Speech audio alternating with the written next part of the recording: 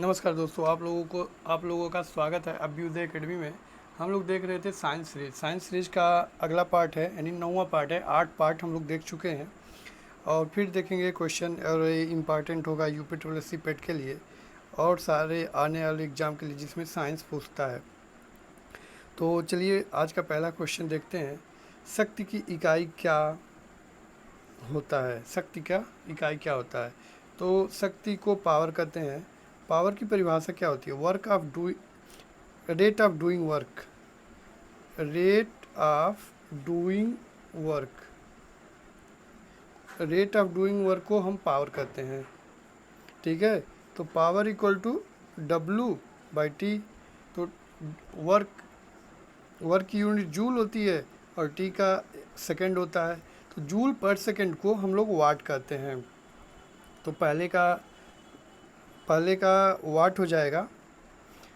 पहले क्वेश्चन का जूल किसकी यूनिट होती है? वर्क की। और न्यूटन फोर्स की, पास्कल प्रेशर की। तो अगला क्वेश्चन देखते हैं। Question number 102। निम्नलिखित में से कौन सा कथन न्यूटन के गति के तीसरे नियम के लिए सही होगा? कौन सा कथन सही होगा न्यूटन के गति के तीसरे नियम के लिए?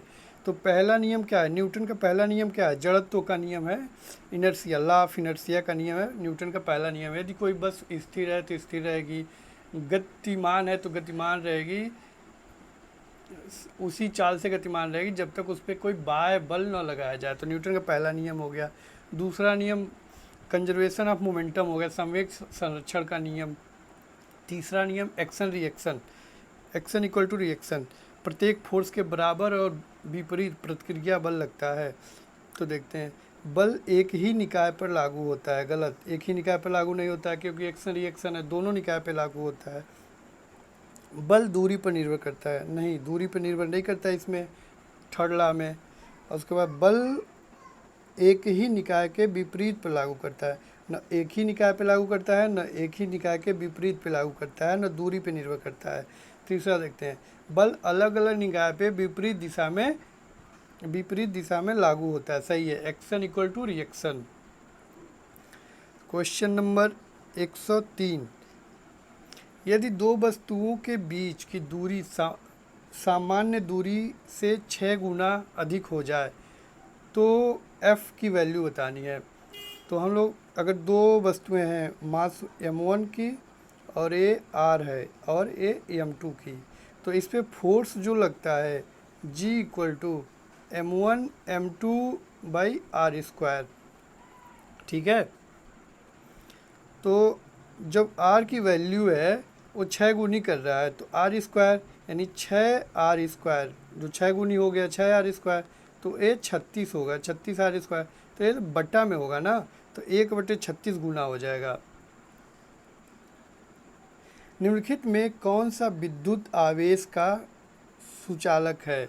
तो विद्युत आवेश का सुचालक कौन है? सुचालक क्या होता है? जिन पदार्थों से होकर विद्युत आवेश सरलता से प्रभावित होते हैं उसे चालक कहते हैं, या सुचालक कहते हैं, कंडक्टर कहते हैं। मतलब जिस पदार्थ से होकर के, जिस सबस्टेंस पदार्थ से होकर के विद्युत आवेश सुगमता से, उसे कोई रोक टोक ना हो, सुगमता से प्रभावित होते हैं। जैसे लकड़ी में यहाँ अगर वायर लगाएंगे, अब स्विच ऑन करेंगे तो दूसरे छोर पे नहीं जाएगा, और वही लोहा में अगर करें तो चला जाएगा। ठीक है, तो कांच नहीं सुचालक नहीं होता है, कागज़ सुचालक नहीं होता है, पानी भी उतना सुचालक नहीं होता है लेकिन थोड़ा सुचालक होता है, तांबा एकदम सुचालक है। तो ऑप्शन तांबा सही हो जाएगा। एक ध्वनि तरंग के तरंग दैर्घ्य की गणना करें, यानी लेम्डा ज्ञात करना है, तरंग दैर्घ्य ज्ञात करना है। तरंग दैर्घ्य की गणना करें जब आवृत्ति फ्रीक्वेंसी दिया है 200 हर्ट्ज़ और किसी गति में माध्यम और उसका चाल दिया v इक्वल टू 400 मीटर पर सेकेंड। तो हम फार्मूला जानते हैं, v equal to N lambda, पढ़े होंगे आप लोग, v equal to N lambda. तो v दे दिया है 400 और n दे दिया है 200 और गुणा लेम्डा, तो लेमडा हम लोग को ज्ञात करना है। तो 200 से 400 कट जाएगा 2 टाइम्स, 2 बार में, तो लेमडा इक्वल टू 2 मीटर। क्योंकि मीटर पर सेकंड में है तो यूनिट मीटर आ जाएगी। तो जो इसका तरंग दैर्ध्य होगा वो 2 मीटर होगा। ऑप्शन डी सही हो जाएगा। क्वेश्चन नंबर 106, एक दर्पण की वक्रता की फोकल लंबाई और त्रिज्या के बीच संबंध होती है। एक दर्पण है, उसकी वक्रता और फोकल लंबाई की त्रिज्या के बीच जो संबंध होता है वो हम लोग को बताना है। तो जो दर्पण के वक्रता की फोकल लंबाई f से डिनोट करते हैं, और यही जो होता है दर्पण की वक्रता त्रिज्या के बराबर होता है। जो ये होता है दर्पण की वक्रता त्रिज्या r होता है, तो r इक्वल टू 2f होता है। फार्मूला पढ़े होंगे आप लोग। तो r इक्वल टू 2f किस में है? सी पार्ट में। क्वेश्चन नंबर 107 देखते हैं। उत्तल लेंस की फोकल लंबाई 50 सेंटीमीटर है, एफ दे दिया है 50 सेंटीमीटर, ठीक है। इसकी शक्ति की गणना कीजिए। पावर, लेंस की शक्ति का यूनिट होता है डायप्टर, उसे डी से डिनोट करते हैं। तो फोकल लंबाई एफ दे दिया 50 सेंटीमीटर,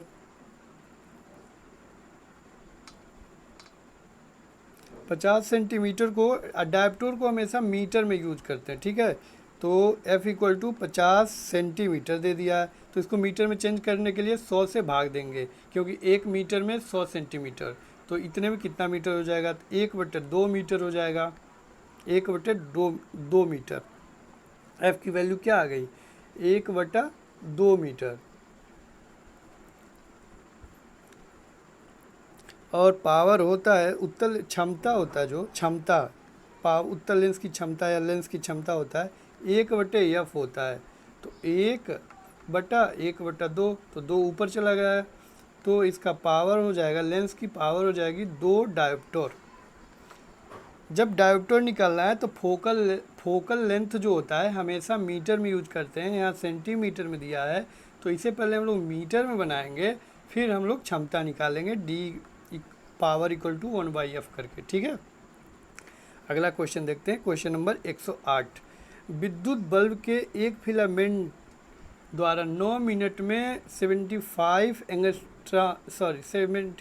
एम्पियर की धारा ली जाती है। 9 मिनट में 7.5 एम्पियर की धारा ली जाती है। धारा के माध्यम से प्रवाहित होने वाली विद्युत आवेश की गणना करना है। तो हम लोग को विद्युत आवेश Q equal to I T, I धारा हो गया एम्पियर में, T टाइम हो गया सेकंड में, T जो टाइम सेकंड में लेना है, यहाँ मिनट में दिया है तो इसे हम लोग सेकंड में चेंज करेंगे। तो Q equal to I T, I कितना दे दिया? 0.75, और T कितना होगा? 9 मिनट, और 9 मिनट को 60 से मल्टीप्लाई करेंगे तो सेकंड में चेंज हो जाएगा। तो ये मल्टीप्लाई करके आएगा 405 कूलाम। आवेश की यूनिट क्या होती है? कूलाम होती है। एक बार और देख लीजिए formula, Q equal to I T, I धारा है एम्पियर में लेंगे, और T समय है, इसको सेकंड में लेना है, ठीक है। क्वेश्चन नंबर 109, किस चीज़ की SI यूनिट ओम होती है? तो ओम किसका यूनिट होता है? विभवांतर का तो वोल्ट होता है, विद्युत धारा का एम्पियर होता है, अभी देखते हैं। विद्युत आवेश का कूलाम होता है, अभी देखे हैं। और प्रतिरोध की यूनिट जो होती है रेजिस्टेंस, प्रतिरोध को अंग्रेजी में रेजिस्टेंस कहते हैं, इसी की यूनिट ओम होती है। तो क्वेश्चन नंबर 9 का डी हो जाएगा। क्वेश्चन नंबर 110 देखते हैं, इसमें कौन से के द्वारा AC को DC में चेंज करते हैं? ठीक है, तो एम्पलीफायर क्या हो गया? एम्पलीफायर एम्पलीट्यूड बढ़ाने, मॉड्यूल का जो मॉड्यूल होता है उसको बढ़ाने के काम में आता है, या सिग्नल की शक्ति बढ़ा देता है। जो इलेक्ट्रिक सिग्नल है उसकी शक्ति मॉड्यूल बढ़ा देता है एम्पलीफायर। कंडेंसर क्या करता है? कंडेंसर वह मैकेनिकल डिवाइस है जो गैस या वेपर को ठंडा करके द्रव में बदल देता है। ठीक है, गैस या वेपर को ठंडा करके द्रव में बदल देता है। रेफ्रिजरेशन, फ्रिज में यही लगा होता है, कंडेंसर इसका काम होता है। ठीक है, फिल्टर क्या होता है? फिल्टर ऐसी परिपथ को कहते हैं, फिल्टर जो ऐसी परिपथ को कहते हैं जो विद्युत सिग्नल में से अलग अलग आवृत्ति वाले अवयव को विभेदित कर देता है। फिल्टर जो विद्युत सिग्नल होता है ना, उसमें आवृत्ति अलग अलग फ्रीक्वेंसी होती है, उसको अलग अलग कर देता है, उसे को फिल्टर कहते हैं, छानना। रेक्टिफायर जो होता है एसी को डीसी में चेंज करता है। तो क्वेश्चन नंबर 110 का बी आंसर हो जाएगा।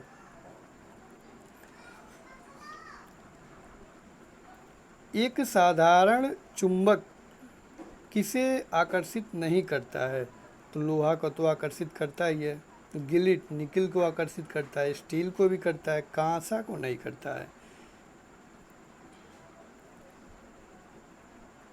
प्रत्यावर्ती धारा का आविष्कार यानी प्रत्यावर्ती अल्टरनेटिंग करंट यानी एसी करंट का आविष्कार किसने किया था?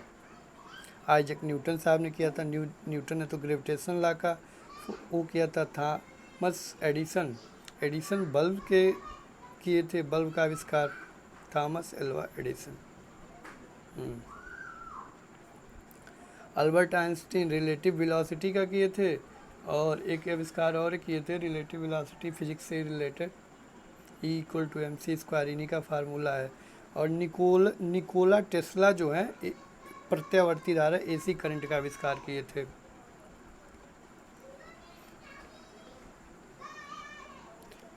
समुद्र में निम्न में से कौन सी ऊर्जा पाई जाती है?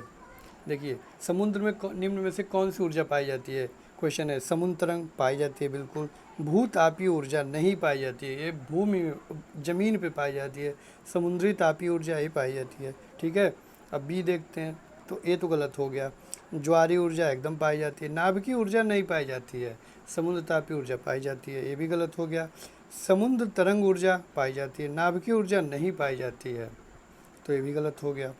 ज्वारीय ऊर्जा एकदम सही, समुद्र तरंग ऊर्जा सही, समुद्र तापीय ऊर्जा सही, यानी ऑप्शन डी इज राइट। एक रासायनिक अभिक्रिया के दौरान अभिक्रियाओं और उत्पादों के द्रव्यमानों का योग अपरिवर्तित रहता है, इसे क्या कहते हैं? एक रासायनिक अभिक्रिया के दौरान अभिक्रियाओं और उत्पादों के द्रव्यमान अपरिवर्तित रहते हैं, इसे क्या कहते हैं? निश्चित अनुपात का नियम नहीं। ऊर्जा संरक्षण का नियम, इसमें एनर्जी कहाँ संरक्षण हो रहा है? मास संरक्षण हो रहा है, तो मास संरक्षण लगाएंगे। द्रव्यमान संरक्षण का नियम सही है। Law of conservation of mass हो रहा है, लॉ ऑफ कंजर्वेशन एनर्जी नहीं हो रहा है। रासायनिक संयोजन का नियम ये भी नहीं, संयोजन कहाँ हो रहा है? तो ऑप्शन डी सही होगा। सदैव समान रहता है, सदैव, ये सही है कथन। क्वेश्चन नंबर 115 देखते हैं। निम्न में से किस तत्व के प्रतीक में केवल अक्षर होता है? अच्छा, एक अक्षर, केवल एक अक्षर होता है। किस तत्व के प्रतीक में? कापर का क्या होता है? Cu होता है। क्लोरीन का क्या होता है? Cl होता है।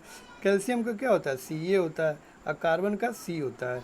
तो ये पूछा है कौन से तत्व का प्रतीक केवल एक अक्षर होता है? तो कार्बन। प्रोटॉन में धनात्मक आवेश होता है, कितना धनात्मक आवेश होता है?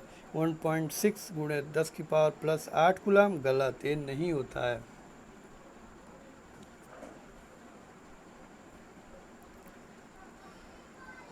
ऑप्शन डी सही है। 1.6 गुणे 10⁻−19 कूलम होता है प्रोटॉन पे पॉजिटिव चार्ज। देखिए, हाइड्रोजन के समस्थानिक ड्यूटेरियम में कितने होते हैं? प्रोटॉन न्यूट्रॉन निकालना है तो कितने होते हैं? देखते हैं इसका आंसर। 1H1 को कहते हैं प्रोटियम, कहते हैं प्रोटियम। 1H1 को प्रोटियम कहते हैं, इसमें केवल एक प्रोटॉन होता है। ठीक है। 1H2 को ड्यूटोरियम कहते हैं, ड्यूटोरियम। इसमें एक प्रोटॉन और प्लस एक न्यूट्रॉन, परमाणु भाग 2 है, अब प्रमाण क्रमांक 1 है, तो प्रमाण क्रमांक जो होता है वो प्रोटॉन को डिनोट करता है। तो एक प्रोटॉन, और परमाणु भार होता है तो एक न्यूट्रॉन, परमाणु भार इक्वल टू क्या होता है, प्रोटॉन प्लस न्यूट्रॉन। और एक और समस्थानिक होता है हाइड्रोजन का 1H3, 1H3 को ट्रिटियम कहते हैं, ट्रिटियम। इसमें एक प्रोटॉन और 2 न्यूट्रॉन होते हैं। तो देखते हैं, ड्यूटेरियम 1H2 होता है, एक प्रोटॉन और एक न्यूट्रॉन। ऑप्शन बी सही होगा इसका। क्वेश्चन नंबर 18 देखते हैं, 18। कौन सा इसमें जो पदार्थ है सोना को घोल सकता है? ठीक है, ग्लिसरीन घोल सकता है, मेथिनॉल, पेट्रोलियम ईथर, एक्वा, ये क्या है, एक्वा रेजिया क्या घोल सकता है? ठीक है, तो जो एक्वा रेजिया होता है वह सोने को और प्लेटिनम जैसे धातु को घोल सकता है। अब एक्वा रेजिया होता क्या है? तो nitric acid HNO3, nitric acid का एक पार्ट और हाइड्रोजन क्लोराइड का 3 पार्ट जो मिलाते हैं तो इसे एक्वा रेजिया कहते हैं। ठीक है, और यह सोने को और प्लेटिनम को घोल सकता है। क्वेश्चन नंबर 19 देखते हैं, 119। एल्युमिनियम ऑक्साइड की प्रकृति क्या होती है? ठीक है, एल्युमिनियम ऑक्साइड की प्रकृति क्या होती है? एल्युमिनियम ऑक्साइड का फार्मूला क्या होता है? Aluminium Al2O3। एल्युमिनियम ऑक्साइड का फार्मूला यह होता है, यह उभयधर्मी होता है, न उदासीन होता है, न अम्लीय होता है, न क्षारीय होता है, उभयधर्मी होता है एल्युमिनियम ऑक्साइड। जल में अविलेय होता है एल्युमिनियम ऑक्साइड। क्वेश्चन नंबर 20 देखते हैं, लेड नाइट्रेट को जोरदार ढंग से गर्म करते समय निकलने वाले लाल भूरे रंग का गैस किसका होता है? मतलब उसका नाम क्या होता है? जो लाल भूरे रंग का गैस होता है और लेड नाइट्रेट को हम गर्म करते हैं तो लेड नाइट्रेट का फार्मूला क्या होता है? PbNO3 का होल ट्वाइस। ये लेड नाइट्रेट को अगर हम गर्म करते हैं, ये अकार्बनिक यौगिक है, इसे अगर गर्म करें तो ये रंगहीन और सफ़ेद क्रिस्टल का पाउडर होता है। ये जो लेड नाइट्रेट होता है रंगीन और सफ़ेद क्रिस्टल का पाउडर होता है, और जब इसे गर्म करते हैं तो लाल भूरे रंग का गैस निकलता है। तो क्या निकलता है? NO2 निकलता है, NO2 NO2 nitrogen oxide.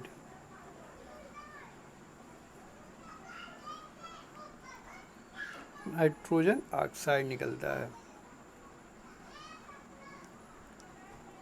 Carbon का एक अपरूप नहीं है, इसमें देखना है इसमें कौन से में से कार्बन का एक अपरूप नहीं है।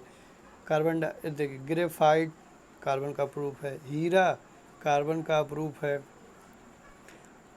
और बकमिस्टर फुलरिन ये भी कार्बन का अपरूप है। कार्बन डाइऑक्साइड कार्बन का अपरूप और रूप नहीं है, एक गैस है। ठीक है, हीरा का क्रिस्टली तथा शुद्धतम अपघटन प्राकृतिक सोर्स होता है किम्बरलाइट होता है। हीरा का शुद्धतम स्रोत प्राकृतिक स्रोत होता है किम्बरलाइट। अनबुझे चूने का आणविक सूत्र क्या होता है? आप लोग को बताना है अनबुझे चूने का आणविक सूत्र। CaOH का whole twice, CaCO3, CaO, CaCl2। तो CaO बिना बूझा चूना या दुग्ध चूना इसे कहते हैं, CaO को। ऑप्शन डी सही होगा। धातु जो 35 डिग्री सेंटीग्रेड तापमान के ऊपर द्रव अवस्था में पाया जाता है, ठीक है, तो द्रव अवस्था में क्या पाया जाता है? पारा तो पाया जाता है। ठीक है, अगर हम लोग को केवल पारा पता है, पारा द्रव अवस्था में पाया जाता है, तो इनमें से कोई नहीं तो होगा नहीं, और केवल ए सही है, तो AC भी हो सकता है। गैलियम, तो गैलियम भी 35 डिग्री से ऊपर द्रव अवस्था में पाया जाता है, तो सी ऑप्शन सही होगा। मैं सोचा एलिमिनेट हो जाएगा, ये नहीं हो रहा है। स्टेनलेस स्टील का आविष्कार किसने किया था? स्टेनलेस स्टील का आविष्कार किसने किया था? तो विलियम हार्वर्ड लेवेंस ने नहीं किया था, जेम्स कोई ने किया था, हैरी ब्रियरली किए थे, हैरी ब्रियरली किए थे स्टेनलेस स्टील का आविष्कार। सिरके में उपस्थित जैविक अम्ल कौन सा है? मेथेनोइक अम्ल है, प्रोपोइक अम्ल है, इनमें से कोई नहीं है। तो इसमें से है इन ए नहीं है, मेथेनोइक नहीं है, प्रोपोनोइक नहीं है, एथानोइक एसिड है, एथानोइक एसिड। किसी भी शर्करा युक्त विलयन अम्लीय किण्वन से सिरका CH3CO किया जाता है, CH3COOH। ये एसिडिक एसिड, सिरके में एसिडिक एसिड होता है, हम लोग जानते हैं। तो इसमें एथेनोइक एसिड भी होता है, ऑप्शन बी सही होगा। तो आज के लिए इतना ही। तो थैंक यू वेरी मच आप लोग को। आई होप आप लोग को वीडियो अच्छा लगा होगा। तो थैंक यू। कल नेक्स्ट टॉपिक देखते हैं इसका।